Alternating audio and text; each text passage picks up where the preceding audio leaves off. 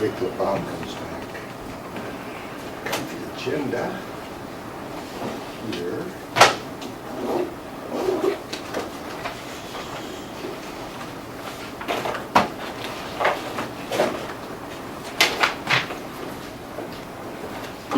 Okay. We're going to try to streamline this meeting on a beautiful July evening and move quickly through this agenda. We have as our guest tonight Dr. Plattus, and we also have our illustrious building official, building inspector, zoning regulator, inland wetlands guru, Terry Gilbertson. As you can see, Mr. First Selectman is in a very light mood tonight. Very expansive mood. That's right. With that, we'll take a look at the minutes, and seems to be a good summary. I don't know if anybody had any modifications that they might want to bring up. I need a minute for us to review this.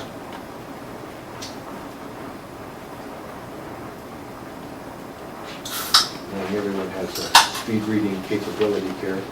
I'll ask that we approve the minutes. Thank you. We got a second. Any discussion? All in favor? Any opposed? Or, oh, hi, Mika. Or abstentions? So moved. Next issue is Terry is going to comment on anything he might want to comment on regarding your work. I understand. Dr. Plattus. I understand that this commission had a concern about the hydrology having to do with Woodbridge Village. And I prepared Dr. Ballou's I can go back to Terry. report. There's a bunch of reports. That's yours. Oh, thank you. I have one.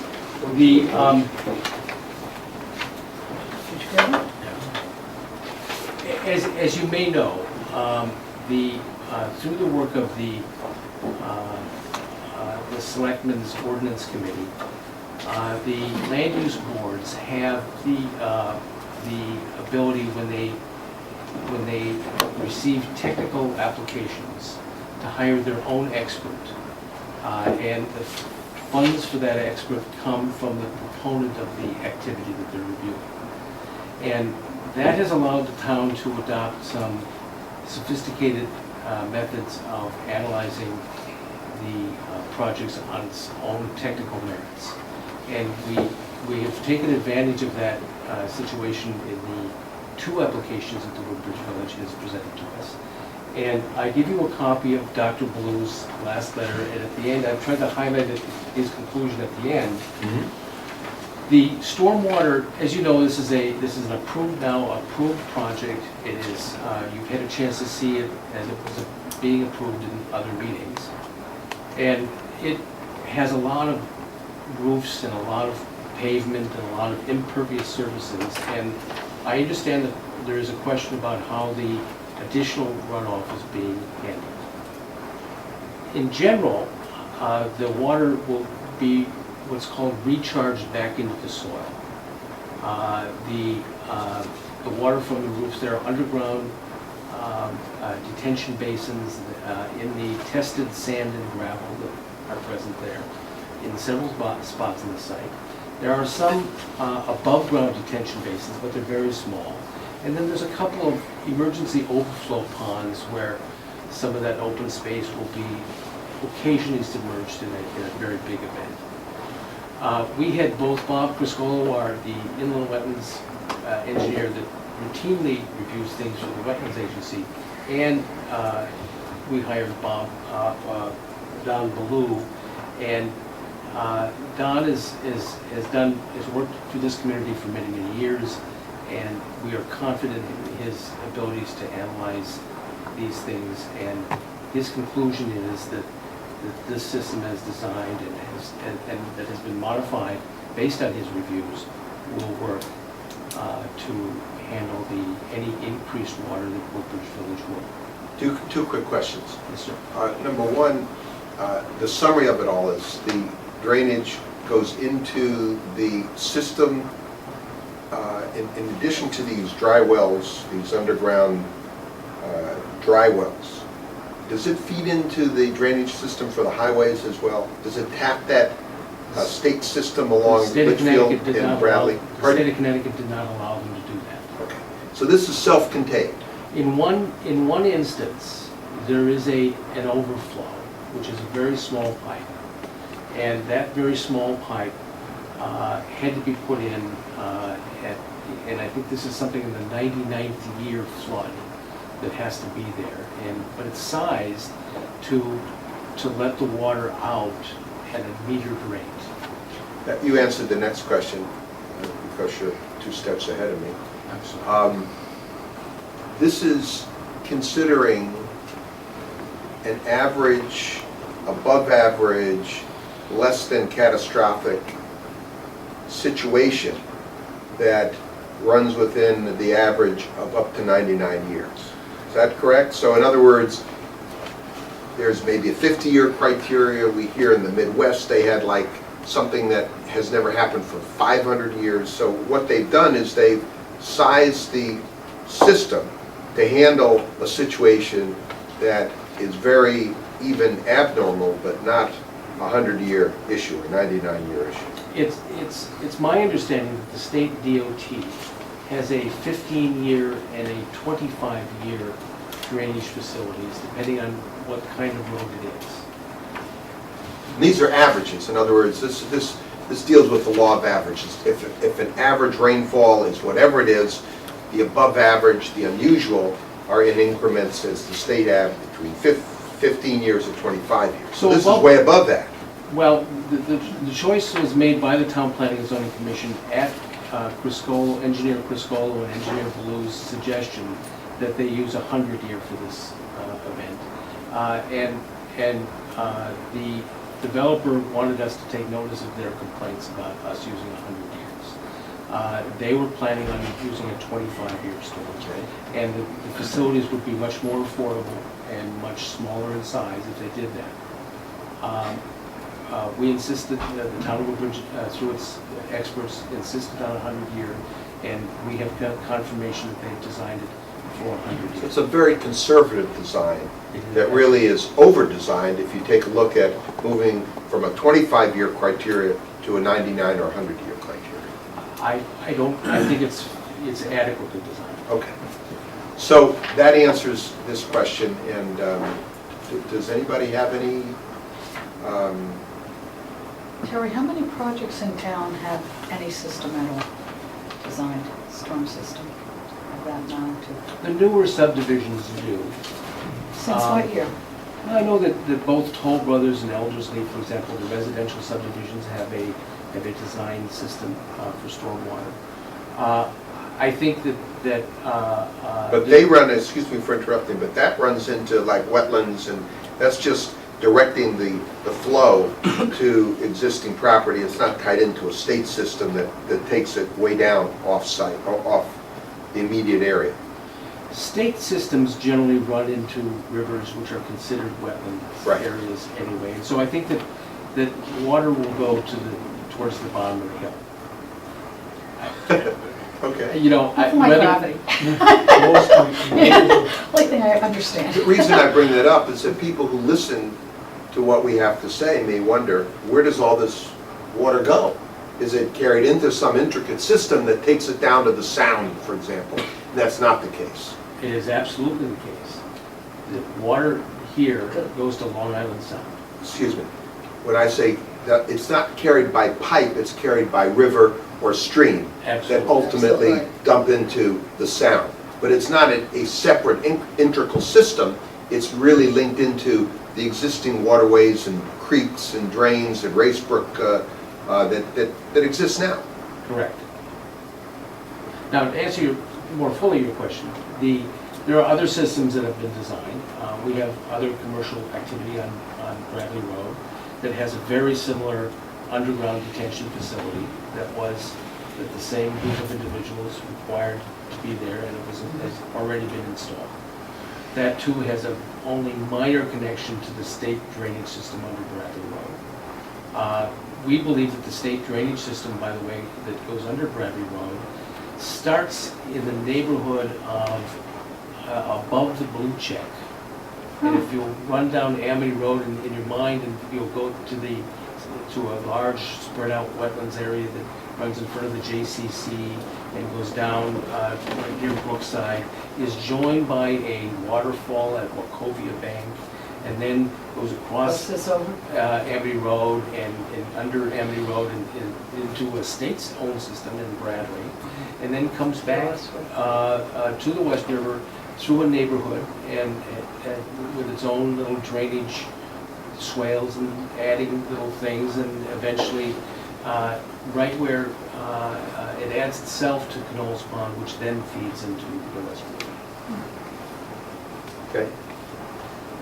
One other question, do these drainage areas need any maintenance? In other words, to function properly, sometimes your drainage systems have to be cleaned out or maintained. Do these have any maintenance requirement to keep them functioning at peak value? I think that everything needs maintenance, in my own humble opinion. I think from your roof gutters to all the way down. As the system gets larger, it receives less and less maintenance. Whether or not it needs it or not, it generally receives less maintenance. I'll give you an example of the thousands of manholes and the town owns on city streets. Most of those have what are called sumps, and they collect these sumps. Collect the sand, dirt, the salt, the dirt, the stones, and the selectmen budget every year to have those sumps removed on a yearly basis. That's that big sound that you hear, by the way, when the vacuum trucks go through your neighborhood. You probably know about it. So they take the grate off, they put a suction in, they clean out the muck, and then they do that once a year. And all of that is part of our responsibilities. When the federal government passed the Clean Water Act some years ago, they required the states to do certain things. The states in return required the towns to do certain things. And in turn, the town requires developers to do certain things. And all this is part, I believe, of the Clean Water Act that has been, it's given us everything from low-flow toilets, by the way, to stormwater enhancements as we go along. So will the owner, the operator of this development, conduct that sort of maintenance on these, and how often do they do? We do it once a year, what would they likely do? They've included as part of their plans a maintenance plan that it will be subject to a bond that they'll have to demonstrate that they know how to do. There's many opportunities in ports to be able to examine and to test and know. So we're safeguarded. Bottom line is, at least we have that in place to make sure that they comply with this requirement. Good. Moving along then, does anybody have any other questions for Chair? Just a quick question. If there were residents who wanted to find more information similar to what you're explaining to us, and they haven't specifically come to us, some of them have, obviously, which is the reason we're asking, but if there's others who wanted the additional information, what organization or what group would they? The land use office in town hall, on the lower level, would be happy to, all these documents are public documents available for inspection between 8:30 and 4:30, 5 days a week. Good. Thank you. Fine. Do you have any other concerns that might be the province of this commission? I understand you have a name change. We do. We're moving into Approved, the July 9th, and we're waiting a 30-day appeal period or whatever. Yeah. Maybe our first selectman can explain that so that the people who are listening. Will be no longer the Industrial and Development Commission, will be just the Economic Development Commission. And I guess that reflects today's function of similar types of commissions and departments in the area. they really look at economic development as a criteria, as opposed to bringing industry in here. That's sort of yesterday's terminology. So we want to be with the times. Well, congratulations on the name. Thank you. What's in a name, right? It's what we do. It's not necessarily our name. I think that the phrase you're looking for is that rose would smell sweet, right? Yeah. Rose by any other name. There you go. Then we'll move to the next item on the agenda, and we'll have the professor sort of Thanks, Terry. share with you just an overview, if you haven't seen it on cable, the discussion. Thanks, Terry. Pleasure. Thank you. Let's see it. The discussion that we had before the Board of Selectmen about a week ago, was it now? And where they were given an update on Phase 1, an explanation of Phase 2, and I believe, Ed, that there was agreement to move ahead with Phase 2. There was, unanimous agreement to do that, yeah. Good. Well, Phase 2, by the way, is around $7 grand. Phase 1 has been completed, that was around, what, 8,500? and paid, thank you. And paid. We try to keep up with our Good obligations. credit. Listen, Right, and good credit. I won't tell you Good faith and about the credit. clients we're still chasing from years ago. Not Woodbridge. Not Woodbridge, other towns. Actually, towns are pretty good about paying their bills. It's the other entities that sometimes. Our first selectman is concerned with the image and credit rating and good financial status of our town, so he would expect nothing less. The discussion that we had with the selectmen was based on the two letters that I've sent you since our last official meeting, both addressed to Roger as the chair. The first was dated May 7th, 2008. I see copies of it around it. It's an executive summary, which you had asked for, of what we found out in Phase 1, what the issues, summary of what we felt the issues were that needed to be addressed at some point, maybe as part of this study, maybe not necessarily, that's up to you. And then there was a second letter, a little more than a month later, dated June 23rd, which was also addressed to Roger and outlined, re-outlined based on our original letter of agreement, what we thought we were looking at in Phase 2. I should point out, and this is a reflection of discussions we've had, but also something that came up specifically in the Board of Selectmen's meeting, that one thing that is not in the letter of June 23rd, which should be, and I'm happy to amend it if you want that to be an official recognition, is the need in this coming phase to interface appropriately with your Planning and Zoning Commission at your direction. We still, for all practical purposes, consider this commission our direct client. Obviously, the town is our client, but we understand and have discussed with you all several times the need to initiate that discussion, and I think we're perfectly prepared to do that. The discussion was very cordial, and we had a couple of questions that were mostly matters of clarification. Roger was there, and everybody seemed very supportive and eager to see the study move ahead. I pointed out at the time, and I found myself saying this to other groups that we're working with, that the bad news is right now, looking ahead, one wouldn't expect there to be an enormous wave of new development starting up around the world in the next couple of years. But the good news comes in two forms. One is those times are actually always good times to plan, to get out in front of development, because we all know that things will turn, and when we perhaps least expect it, suddenly things will heat up again, and you'll be looking at proposals of all kinds to do things of all kinds, And our experience, I suspect yours as well, is that it's always good to be ready for that, even if we're at a moment where you can't envision people putting shovels in the ground tomorrow or the next day.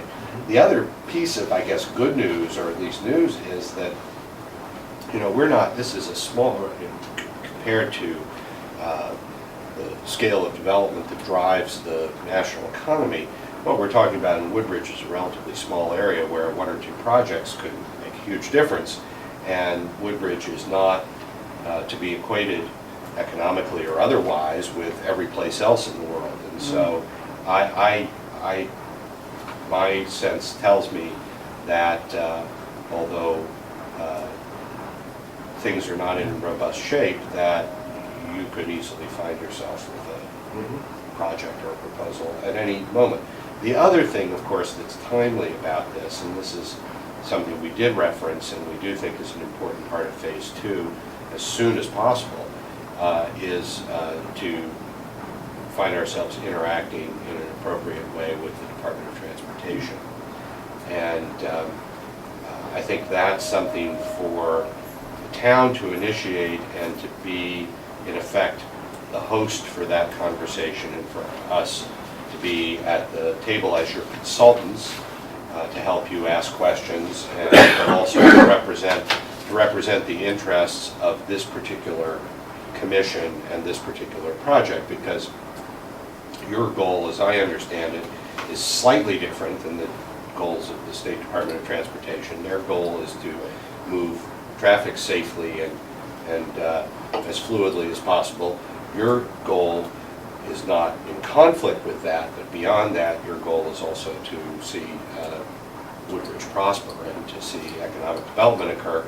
And sometimes, in the short run at least, those things come into conflict, but they don't need to. Let's not leave this subject, Okay. and maybe you could Have you heard just... more since we well, last Ed could- heard from Why doesn't Judy? Ed just give us a summary Okay. of where we are and where you intend to influence this study? We know that the study has been approved, but we haven't had any further information on that. But the COG is meeting again on Wednesday, and I will talk to Judy at that time to see if I can. And the areas of study, for the sake of those that may be listening, It's the Wilbur-Cross Parkway in the area of Amity Road and Litchfield Turnpike, access and egress from there. so the expectation is the state, through COGS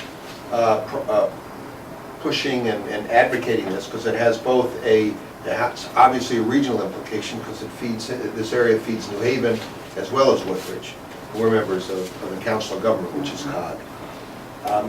We're going to have a chance, now that the state has said we will conduct this study to determine what we want to do to alleviate this congestion, we're going to have a chance to impact what they'll look at and therefore serve our purposes in terms of what we as a town or what we as a commission think might be important. And with your help, we can make sure that questions are put on the table so that hopefully we'll get some good I'll results. see where that study is and see if we can arrange a meeting maybe with this group, with representatives of the DOT. I will, just on another project, I'll actually be seeing Judy tomorrow morning, and I'll informally raise it with her, if that's okay with you. I mean, I think that the timeliness of this is extraordinary, and of course, one part of it is that we're concerned that we not put forward. I mean, if we didn't have any expectation of them studying it for another 20 years, I think we would be free to imagine what we want to imagine and then take it to them. But under the circumstances, I don't want to misuse your time and resources by dreaming up something that DOT is not prepared to entertain. And I think, one always goes into these things, well, some people go into it pessimistically. I tend to go into them optimistically, because we know that when they do a project, they mobilize resources at a scale far beyond what most towns are able to do. And so if they are making significant improvements, it's a matter of relatively minor importance for them to layer onto that improvements like landscaping and sidewalks, but they'll only do that, we know from experience, they'll only do that if you're there to say, this is what we want. Let's just take one moment to step back a little bit, because those that may be listening to this, I think would benefit from our sort of framing our overall goal. Our goal as a commission would be to look at the limited commercial area and see how we can develop the best use of that area for the goal of generating additional tax revenue for us. That's our goal as a commission. It's part of your goal as First Select. That's our overall objective.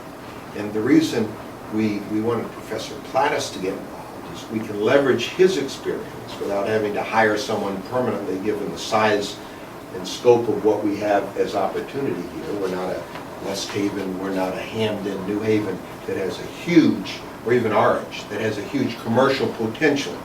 We recognize we're relatively limited potential given the size of the area. So therefore, we're leveraging your experience rather than hiring someone at a considerably additional amount of money to accomplish basically the same thing.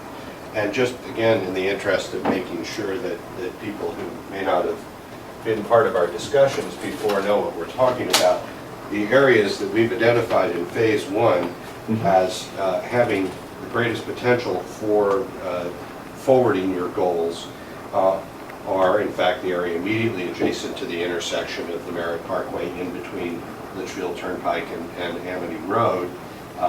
This area outlined in blue as a kind of core commercial area that we feel could be considerably improved. And then on top of that, our economic development consultant, Lawrence Kenny, also feels that over time at least, your industrial park that's designated Development District 2 in your zoning regulations could see a significant improvement in its economic and, for that matter, its aesthetic appearance as well. That it's relative to the way he understands the potential market in this area underperforming as it's currently configured. So I think that we see as obviously a longer term goal, because those properties for the most part are spoken for, but as they change over time, it might be prudent to think of them as changing in a particular direction or another, whereas this area is a candidate not only for more ambitious transformations, but for some short-term improvements that make things work better and encourage businesses to improve their performance as well.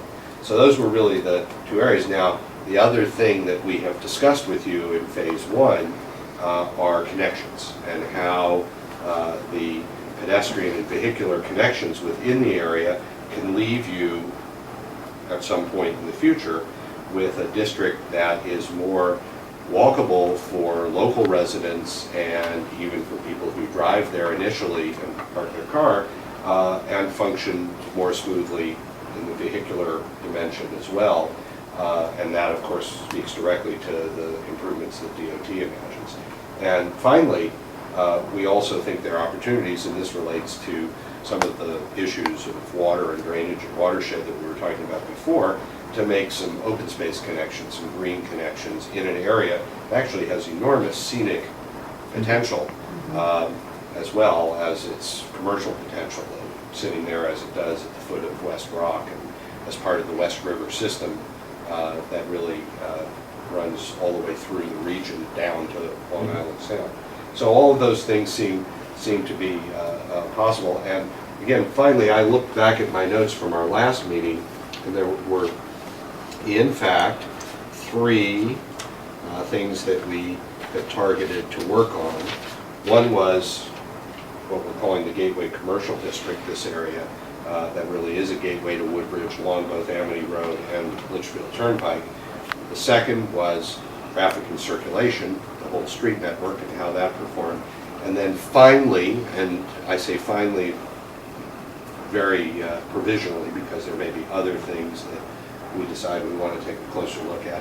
The possibility, if you so desire, of taking a more detailed look at your industrial park and what might happen there in the future. So those were that's what I wrote down as we had our last discussion when we last met. Let me enlarge two points. And I wrote down sort of the 4 areas that I looked at. And I think they dovetail with what you just said, but let me add this to put this on the table for the commission to comment on. We talked about streetscape, sidewalks, parking, and how this whole area can be integrated for a variety of reasons which you have mentioned. Second, we talked about the traffic problems, not only as they relate to the COG study, but in general, how do we best affect the flow of traffic in this area. And then I had the potential for development. In other words, what types of businesses can we look at attracting in this area given the core set of businesses that we have now, whether they be automotive, whether they be banking, whether they be assisted living, nursing home type of facilities that service a senior population, of which we have now 3 going on 4 major facilities within a half-mile area of one another. And connected to this area of how we develop the potential of our limited district, we take a look at how we make it more attractive and how we market it. If this is the types of business that we think would be more attractive to our area, both in the industrial park and in the immediate area off of Amity Road, then the professor and his group will give us some insights. So phase 2 really picks up the information, the impressions that you got in phase 1 from the study and the exposure to our town, to this area. Now, we mentioned that to accomplish these tasks, there may be recommendations you will give us in terms of how to modify zoning regulations, which moves us into an area of advocating something to the town planning and zoning group, because they are the ones that have that responsibility. So we're really going to be a party to this process, recognizing our own limitations, because we don't have that authority, and that's not our primary goal. However, it does impact our goal. If we see something that needs to be changed, we will advocate it. And to that end, I did place a call to Donnie Salato, and we are going to get together. So we have started that. I haven't made contact. I missed his call, and we'll get together. I was out of town. He was out. I don't know if he was out of town, but I know I was. I'm back now. So we will touch base to make sure he understands what our charge is and how it does not in any way try to override his charge. Well, it seems as a phase 2, it's going to be important, based on what you've described, that going into it, prior to really coming to any conclusions or drawing any design type assumptions, that we would be meeting with planning and zoning at this point in time. I mean, you need your input at this point, if I'm not mistaken. Yeah, I think so. I mean, I think there are 2 levels. One is, I think, a meeting maybe with the chair and 1 or 2 other people as soon as possible to sort of touch base. My reading of most of what counts as the planning documents in this town, your zoning regulations, village district guidelines, and the plan of conservation and development, is that there is a general awareness and support of the kinds of things that we've been discussing, for example, mixed-use development. But beyond that, and I mentioned this in my executive summary, there doesn't seem to be any systematic framework that's been put into place yet to encourage that kind of development, or even to make it an option for people in specific situations where somebody might be redeveloping a property and want to explore that as a possibility.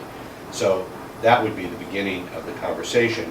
And then a next meeting, I think, we bring some plans along, bring some ideas along, and let them take a look at it and see to what extent they think they reflect the kinds of things that they've been discussing, perhaps in the abstract. It's always very tricky because most planning and zoning commissions in this state have their hands full, just filling their regulatory obligations. That is to say, they have a full-time job reviewing the stuff that comes before them.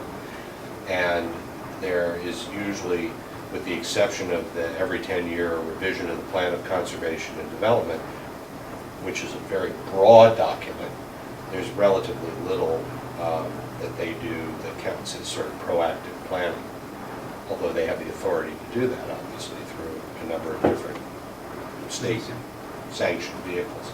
So, A, it's important to meet with them. B, I don't want to push them in any direction they don't want to go. And Woodbridge, of course, doesn't have a town planner, so we don't have somebody in that position. So. Yeah. Have you had in the past? No. Well, we had Sam Well, Spielvogel, yeah. who sort of filled It that was function. quasi, he really did fill that function. Yeah, but he was a resource Yeah. for TP&Z, and de facto, he would develop through an evolutionary process, not a formal review with, precedent. And with that, we modified our regulations and we modernized to some degree. Right. So Sam was very definitely served as that de facto, but he wasn't in the typical way other towns had, as Ed said, he's right. Right, he We never don't have worked that. off a master plan. Right. You Well, know, that- but and in fact, Woodbridge, and part of Woodbridge's charm is that it doesn't have A master plan. or even areas that are come about as the result of what we would consider master planning. So would you view the this exercise as approaching a master plan in the commercial? No, well, for the commercial district, Just yeah, for the I was about, commercial. yeah, Diane, that's what I was about to say, which is that you have an area there that's grown up willy-nilly that is one piece, maybe the only piece of Woodbridge that is a candidate for that kind of plan to do two things. One is to control what goes on there because you want it to not just grow like a weed. But the second is to be proactive and encourage the sort of development that you're looking for. Developers respond to proactive plans because they see a community that has made a statement about what it is they want to have It happen. saves time and money, they know. And that doesn't mean that that doesn't mean that it'll all pencil out for them, but it does mean that they have somebody to work with that's looking for that sort of thing. And I think that the residential fabric of Woodbridge, which has grown up over a long period of time, has never, from the point of view of what we're talking about, physical planning, has never really needed a master I plan. agree with that, it's And- never needed, and- it's and in fact- alone. But what's interesting is that you're now getting, in Woodbridge Village, you're getting this little master plan community. This is the new model. It's now much more common for developers, at least at the national level, not just to lay out a little 3 or 4 unit or 20 unit subdivision, but to actually look for parcels where they can do a significant chunk of stuff, which they then, and this is much more common than it was 20 or 30 years ago, build out according to a very strict master plan. And we have certain critical masses, if you will, of facilities that attract people 55 and older. I mean, how we got there, you can It's- have a discussion all you want. The fact is, we are there. And between Brighton Gardens and Harbor Square. and now Woodbridge Estates, there is a huge number of Which is units. Woodbridge Estates. That's the one, That's the new one. the new Oh, one. that's, Well, that's village, what- isn't that the village? Oh, okay. I think they're So, called Woodbridge whatever, okay. Village, Woodbridge Estates, Okay. either one. that's the new 100 and some odd housing units. 137. Right. Yeah. I did want to make sure, for those that are listening, that might say, well, didn't the town undergo a review of zoning regulations? And they did, Did. about 2-3 years ago. But again, like everything else, it was done in a way that maybe didn't fully take into account what we're trying to do. I mean, what we're talking about is certainly not a massive overhaul, and you understand, I'm sure by now, that our working method is not to start abstractly and look at the zoning regulations and say, what do we need to do? Our working method is to start to make plans, and then if we all like what we're looking at, to work back from those to say, what regulatory changes would we need to put into place to encourage this to happen? And make it more attractive, and show that we So- are friendly to that. And by the way, that's something that's happening more and more. You may have heard that Hamden is moving to form-based zoning, which is one aspect of state-of-the-art planning now, where what you do is, instead of treating zoning as an abstract two-dimensional legal document, you actually develop a three-dimensional form-based code that shows people pretty explicitly what things look like three-dimensionally, what they, I mean, What you want what them the to mass, look like? well, I'm not talking about style so much, although that can be part of it, but what the three-dimensional build-out of a The height, particular area might actually, proximity. yeah, right. And you work back from that form from the form and from an agreement about how we want things to look to the regulatory guidelines that would put that And in place. essence, we're doing that. And that's what we're trying to do in terms of, Yeah, I think that's, to a large extent, what everybody's doing, which is, I mean, they go about it in different ways, but I think the way we've interpreted our charge, especially from here on in, is to make pictures, literally, that are vivid enough that we can all together visualize what this district might be in the future. And then make sure that we all agree on it, and that the other stakeholders and other regulatory bodies of the town agree on it, and then say, okay, now how do we encourage that to happen? let's talk about, that's a good segue into what we want to produce, what you want to produce, how we can help you, what material you might need to get through this phase 2. In other words, what is the deliverables? What is going to be the outcome now that we've identified various areas that you're going to comment on? Well, we're gonna start developing a couple of different things. Some of them will be plan-based. Certainly when you're looking at traffic circulation and parking, what you do is generally plan-based, because you need to be able to see how things work. That's flow. That's and things flow, like that. that's parking, that's, you know, is there a way to configure parking in the area that works better for everybody concerned, that produces more capacity, Sure. or at least more flexible capacity, and then so there will be plan documents that we look at that are doing that. We've done a little, as you know, we've done a little bit of that already. And the second thing, though, is more in the line of before and after views, where we take some key images of the pieces of the area that we're looking at.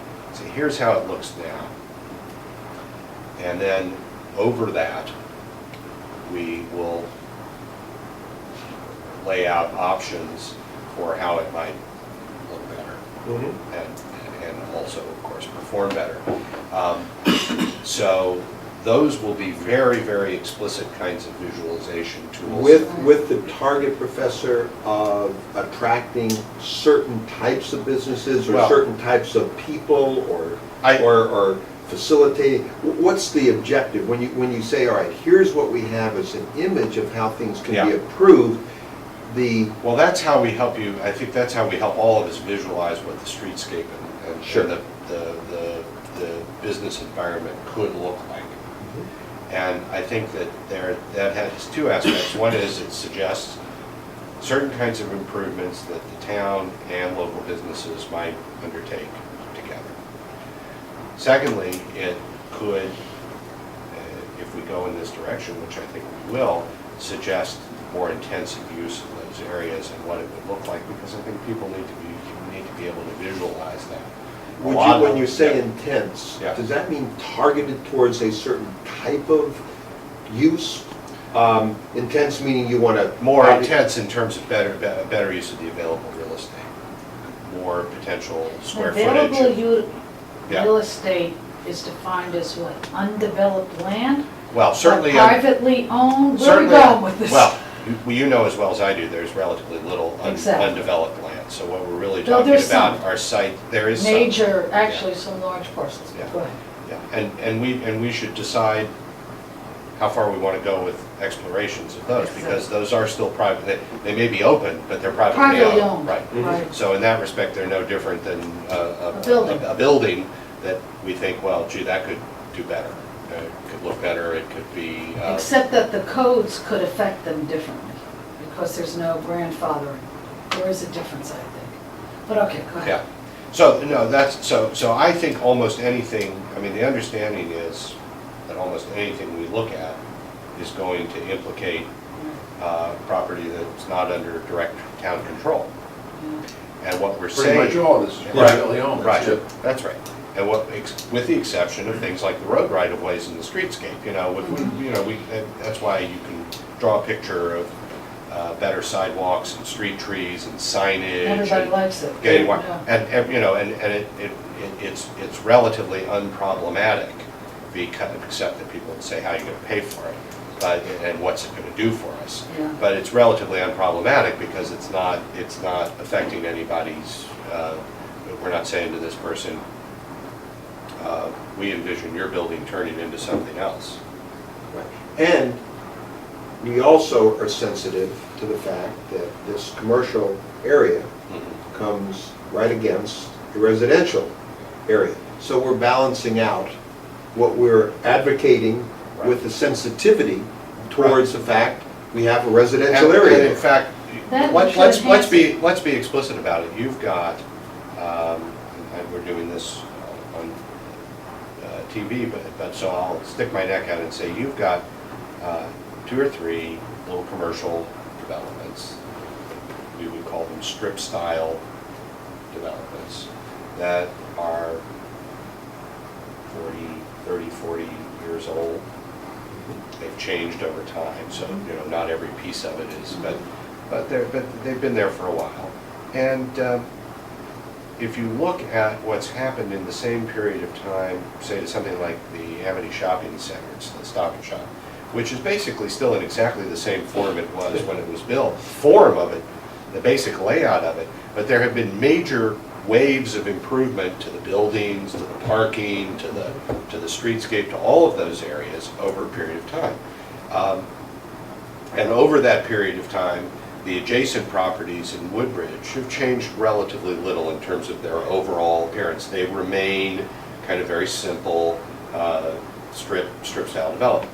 Now that strip-style development was never particularly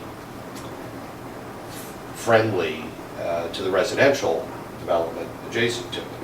Nobody hated it, but it wasn't designed in a way that was intended to mesh with the residential development, either at a visual level or, for that matter, at a functional level. Now, at the functional level, I mean, nobody really envisioned people who were in the immediately adjacent residential areas walking to those shopping centers. And we've all grown up with that over time, because the shopping centers that were made in the 50s and 60s into the 70s were totally auto-oriented, even when they were within walking distance of residential areas, with the result that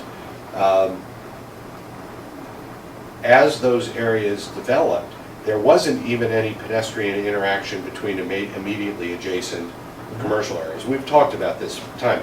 The thing that the main streets turned out to have going for them, which we all thought was terribly old-fashioned in the 60s, but now is back in again, is that people can walk from business to business. In fact, they can, walk up and down the street. And so what's happening in a lot of the country is you're getting what's called suburban retrofit. People are looking at those suburban style centers, some quite big, like Amity, some very modest like the ones in Woodbridge, and saying, how might those be redesigned over time to do two things: perform better and be friendlier, more attractive places. And those are the kinds of moves that I think Woodbridge is looking for, because I think the population of your community would support that kind of evolution in the business environment. They would support it in two ways. They'd like to see it, and they'd like to patronize those kinds of improved, older shopping And to areas. some very small degree, what we've done here in the town center, around Town Hall, the center building and the library, is we've integrated those three buildings with a walkway that does exactly, I think, what you're Yeah. suggesting Walkway and lighting. is timely. Because you know what? If I have to go from one building to the other, I'm not going to drive, start my car and go 100 yards up the road. Now there's a sidewalk and it's pleasant to walk on. And And it's that- safer. No, and safety that is makes another it- issue, it because our makes area us is all- not safe. Oh, no, I mean, because in that commercial area, because Yeah. there's so many curb cuts, That's right. you know, and that's part of the traffic and circulation plan, trying to limit and make more efficient the curb cuts so you don't have that kind of Wild West situation where everybody's Cars are pulling in. driving everywhere. But the second piece is to say to the business owners, we'd like you to upgrade your retail area, and as an incentive, we're envisioning that as part of that upgrade, you could increase the development that you have on your site. You or somebody else could increase it either by developing second stories, that could be office and or residential development, by linking up buildings that are currently freestanding, infilling between them to make more dense development. But, so we want to start to draw pictures of that, but at the same time be practical about it and make sure that when we're drawing a particular picture, we have the parking capacity and the capacity to accommodate what we envision going on there, because that's a limiting factor. You know, I mean, if there were no limiting factors, you could do very, very dense development, but you would have the area to park the cars. I mean, we're probably not going there. Is there room for much bigger scale development? I believe there is in the future. We've talked about this as well, because you've got some automotive facilities there that may or may not stay forever, and those are occupying significant pieces of land. And if a piece of land on that scale became available, you could attract, I believe, given that location, a major commercial development. A major commercial development. I'm not saying Blueback Square in West Hartford, but I was going to cite that anyway, because we're talking about the potential for a planned commercial development that would be as state-of-the-art as, let's say, the residential development that you're looking at now is relative to what's going on around the country. At the moment, there's no single site that you could say to a developer who was in that line of business, because what we're looking for initially probably are incremental improvements, infill, renovation, maybe some additions to existing facilities, but there is also the possibility of envisioning the potential for a bigger site to be assembled or to be available, and then somebody doing something of that kind. Now, whether you want to get to the point where we look at how that would operate, I don't think it's so dumb, because one of the things that you can envision if you do that is where the access points are, how they coordinate with the circulation that you're envisioning now, so it all, you know, has an armature that functions in a reasonable way. And you could, It's not urgent, because I don't think anybody's beating down the door with that, but, you know, it's not out of the question. I've seen it in other towns that are far less well situated than Woodbridge, where a developer, unbeknownst to anybody, has been talking to a couple of property owners, and next, you know, the day they show up and they've assembled a major site. and it's conceivable that as you look at this opportunity or these sites, you could come back to us and say, now, this site might be a good candidate for this type of use. And we as a town could then go ahead and work on this development with the property owner, with potentially a developer. Yeah. This may be an outcome of your work. We don't know that for sure now because we're still only in phase 2. Yeah, I mean, what, I sense with this group a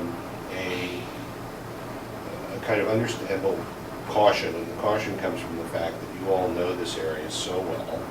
You know every property owner almost, you know every local business, and so, you know, there is a natural reluctance in situations like that to move onto somebody else's turf.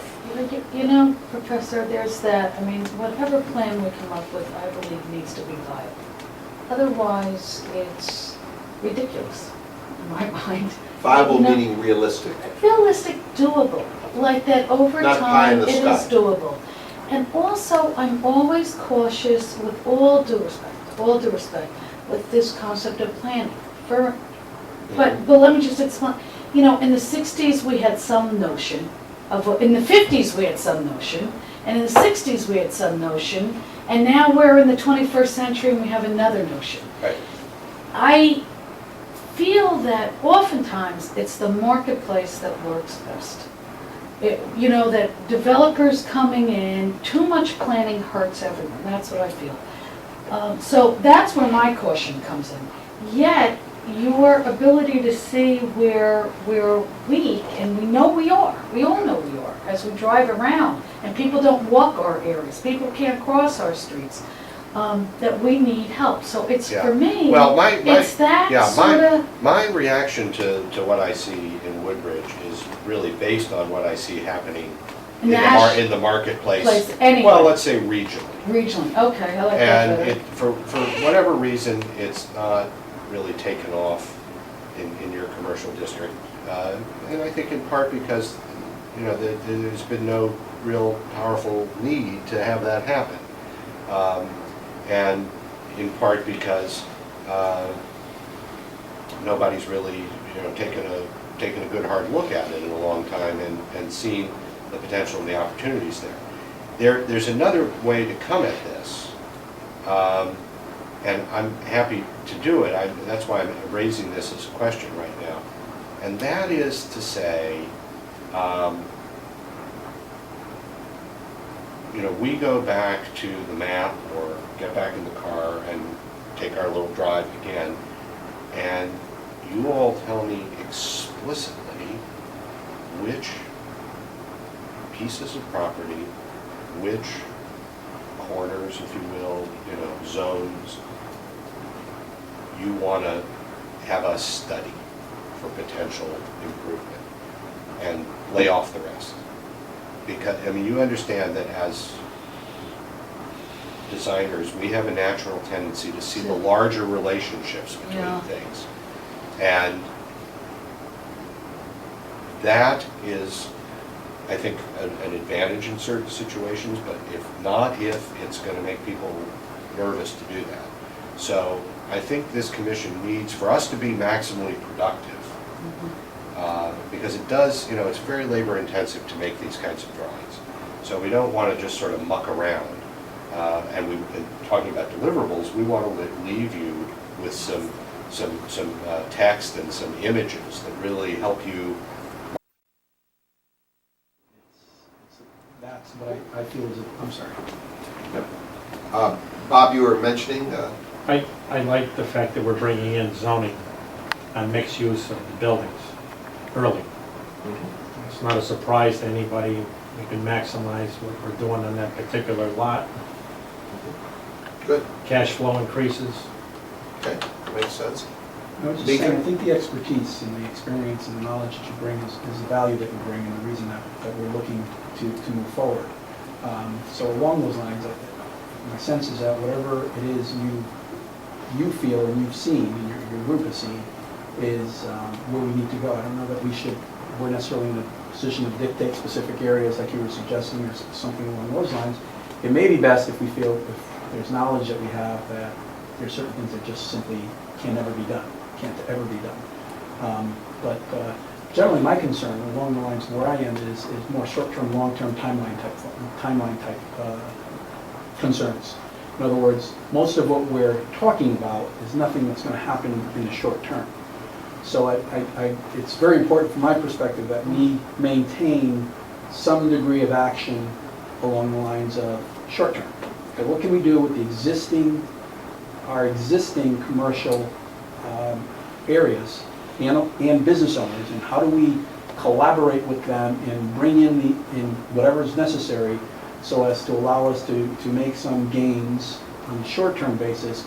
But I think it's critical that there be some sort of plan going on, and only in that it provides us some direction should opportunities present themselves. Right, and we want to be as responsible as possible, and sometimes what that means in a given context, if we're looking at asking property owners in the town to make a short-term investment in very modest but visible improvements in a certain area, our hope would be that those investments would be compatible with perhaps more dramatic transformation going ahead. Maybe not, but in the best of all possible worlds, I think it helps to project sometimes more ambitious things that may not happen for some time in certain cases, so that the smaller scale things can anticipate those in a way, and not be things that you go back in and tear out the next time you do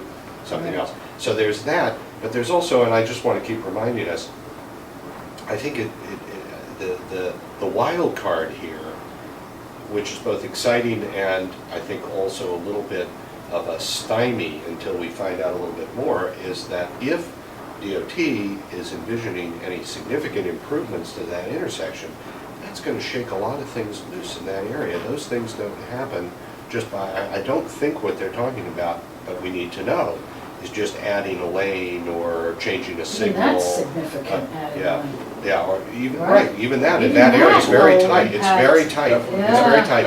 So, I think before we make up our minds that you can't touch this and you can't touch that, let's see what they think they're going to need to touch to make the improvements that they want to, and then see if that doesn't shake loose things that we might want to play around with. And to build Yeah, upon that that's very point, I think before we start to say, this is an area that we don't want to touch, that we get from you before you make a lot of investment in drawings, Yeah. what you see as an area you think. you So want to I develop. think the next meeting, even though we've done a little bit of this, I think we should go back and I should bring in a lot of photographs that will, jog everybody's memory about what's going on there right now. And we look real hard at those together so that I'm sure we're on the same page in terms of what we like and what we think's doing okay, and what we think is problematic that we'd like to take a look at fixing. And I will, we have a pretty good photo database, but I'm going to go back out there and do some more, or have somebody do some more, just digital photographs. So we'll sit with those, go through them, and I'll try to bring again some examples of things that we've seen that might address conditions that are relevant as we look at them. Meanwhile, we're setting up, just because we had some time to do this and we had somebody who was working on it, a couple of bigger aerial views of this area, so that if and when we get to this, we'll be in a position to do some pretty dramatic overviews of the whole thing, in terms of people being able to see the relationships between things and sort of bring it up to date. But for the time being, based on the conversation we're having here, I think the next thing to do to sort of check ourselves as we move into the next phase is to really sit for an hour or so, or however much you can stand, look at pictures together, and really, I need to hear from you all, and not you hear from me. I'll bring the pictures, that's tendentious enough, but then I need to hear from you all what you think of certain conditions and what you think we might be able to do with them. Now, based on what you've done in the past with other communities, is that an appropriate time for other folks, or is it better with the commission? Is that The when you more open it up, or? the more the merrier. I think that, you know, this group's a great sized group to do it with, but if there are other people that want to come along, I'm happy to do it that way as well, because sometimes what happens is, and this is important, you know, for people not to pull any punches. If one of you thinks it's fine and one of you thinks it's a problem, we'll talk that out. People don't always agree with it. People see different things when they look at it. I mean, I'm mostly going to bring stuff that I probably think, I mean, you'll know that I mostly bring stuff that I think could use some work. But we don't want to waste our time doing stuff that you know, seems okay. Do you need anything specifically from us? From the town? From the I think town? we have. Right. I think we have good base documentation. We're ready. I think from a kind of information and base drawing point of view, we're ready to fly on this. I think that's fine. I think the big things to keep. We'll do this. Meanwhile, you know, we'll check and see when DOT might be ready to get together and have a discussion. And you know, Professor, for all of our discussion, we really didn't know about the 55 and up, if it was a sure go or not. And Not now that it's- we know for certain it's a sure go, But it but it's looks a like it. 95, yeah. It looks like. And that's so major. And then if we could get the traffic, Yeah. an idea, I think that those are two really, really big important pieces to our puzzle. Yeah. Well, In terms of direction. But in talking, you know, in referring to what Mika said, knowing the state, knowing how they work, that design that's going to flow from the study is probably 2 years away? Or, You- no, or- okay. Oh. I'm Well, just the saying. study's supposed to be completed in June of 2009. Oh, you mean, yeah. Oh, All right, but, So But let's say beyond we're a that- year away from the that. completion of the study, then they have to go back, digest it, and then come up with something. So we Yeah. may be, I just want to try to get an idea. An idea, first of that all, was all what my the thing, like magnitude- the What the magnitude, magnitude of it is, what they think not the they're. design, the yeah. magnitude. but there's one thing, I mean, we got to be realistic with ourselves, because it gets back to, you know, having realistic expectations. I The want state- realistic, the- yes. The state is not going to have something for us to have a real good feel for what they're going to implement. Year to study, maybe another 6 months to come up with an idea, vent the idea, and then they have to fund it. But Roger, So but we're we were just talking No, just the that's not to say, magnitude. that's not to say that we shouldn't influence that, but I want to make But it's- us aware, if So we're going to wait. One of the most important things about this is, of course, is if it's going to significantly change traffic patterns, that's going to impact the way businesses work. Everything. No, yeah, but I don't think, You need to know Professor, that. we're going to know that. I think we'll be able to get well, I'm hoping, optimistically, that we'll be able to get a feel for the broad direction, and that through That's- having a dialogue, and of course, it all depends on who's in the room, but through having a dialogue and letting them know what we're trying to accomplish, so that they're reasonably aware and hopefully sensitive to that, that, you know, there are, let's face it, at the end of the day, there are limited possibilities. They're not going to completely reconstruct the whole thing. Again, Maybe they are. we'll deal with that. I just don't think I think we're a year I and a understand half what you're saying, Roger. away, And we need and to- we've yeah. got work to do before we Yeah. can wait for even a general Right, direction and a year and we'll- a half from now. That's my only And point. we'll do that. Okay. We'll That's make good. That's the good. best effort. Ed, do you have anything? No, I think it's fine. It's Good. I think we're getting there. Okay. The question is when our next meeting is going to be, in light of the fact August is a time when we're all scattered, and I don't know if we want to meet in August, whether or not we want to meet. We'll certainly meet in September. But you're do away, you- aren't do you you, have, Professor? I'm away in August. It's certainly Right, so not then unheard that- for me to come back and forth, but I have a feeling, you know, my experience with most towns is that there's enough people on the road that it's hard to have a quorum in August. So if that makes sense to you, Ed, maybe we'll forego a meeting in August, So middle of September? and middle of September, we'll get queued up to Okay. You want to give set a some date thought. now, or? Well, is That'd it- be is good. it- Aren't the meetings, is it a Second. separate meeting from the normal meeting, are we? No, Let's do I mean, that. this would be the, So a the normal meetings meeting. normally set up at, what is it, the second Tuesday of every Yeah. month? Second or Tuesday. third Well, Tuesday? today's Thursday. Yeah, but you Yeah, ordinarily today set was a sort of- Well, you had, Change. you requested a I had a change. but conflict. we'll- Okay. August, So- September, that, 9. September 9th or 16th, either one's fine for me. What's good for you, Ed? Any Would date. be the next one, if I'm not mistaken. Oh, no. Does anybody have a Second preference Tuesday's between the 9th. 9th and the 16th? I prefer the 16th. All right, then why don't we go with the 16th? All right, Is that right? 7:30? I think that works for Jody, so. September 16th. Good. That's perfect. Okay. I think we have some food for thought. I think we have Do a, you think this is a better approach? I do. And look, I think we're moving in doing what is realistic and market-oriented and substantive. if in the meantime, people have any inspirations or Just, really want to go look at something, you know, I'm around and for the next couple of weeks, and I've got people in the office, and so we're Downtown New Haven? moving. Yeah, on Chapel Yeah, Street, right. right downtown New Haven. People that I mean, I've stopped in there and stuff. Okay. Roger, the one thing I just wanted to mention also is, we've been doing great stuff with Professor Plattus in terms of the activity, but should we spend some time just working, I remember we talked a little bit about, for example, an inventory of the commercial areas to understand what kind of office space is empty right now, to see if there's anything we can do to help those business owners in terms of bringing folks in. Just little things along those lines that might, at the same time, Good question. bring some things on. This being the larger project and obviously a longer term vision, but some shorter term tactical type, I think we might try to get a feel for vacancies and